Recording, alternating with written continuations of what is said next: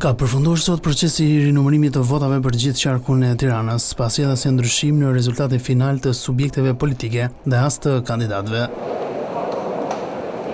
Në përfundim të numërimit, anëtarët e KAS-së cilësuan procesin transparent dhe demokratik. Nuk prodhoi asnjë ndryshim dhe asnjë rezultat, siç ju do ta shihni, kutit janë në fund, procesi i tabulimit është duke mbaruar.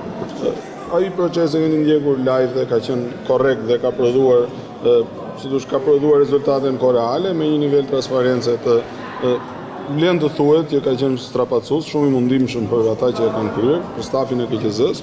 Ndërsa Ledio Braho qetësoi zërat për ndryrje në proces. Po të shohim qëndrimet e disa nga kandidatëve që kanë ndryshuar tashmë pas rihapjes kutive, tregon që kjo i ka shërbyer procesit. Pra nuk kemi më akuza për trafikim votash, sidomos brenda subjekteve, as mes subjekteve.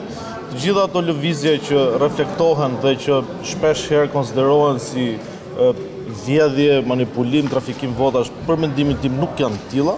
Janë çështje gabim njerëzor që mund të ndodhur në proces numërimin kazatës, apo çështje fletësh që janë shumë diskutueshme në lidhje me vlefshmërinë e tyre së kujt i takojnë. Sipas Brahos, lëvizja e votave është gabim dhe jo i qëllimshëm, sepse nëse do të kishte trafikim votash, do të shkonin te kandidatët e tjerë. Referuar votave në numër, të vetme deputet që u ndan me rezultat të ngushtë ishin Olta Xhaçka dhe Blerina Gjylameti, me diferencë rreth 70 vota.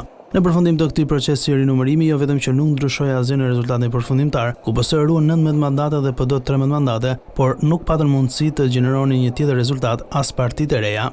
Partia Mundësia me 2 mandate, PSD, Lëvizja e Bashkët dhe Nisma Shqipëria bëhet me nga 1 mandat, PD-ASHM i zbritën 612 vota nga rezultati 11 majit, ndërsa PS-s i zbritën vetëm 381 vota.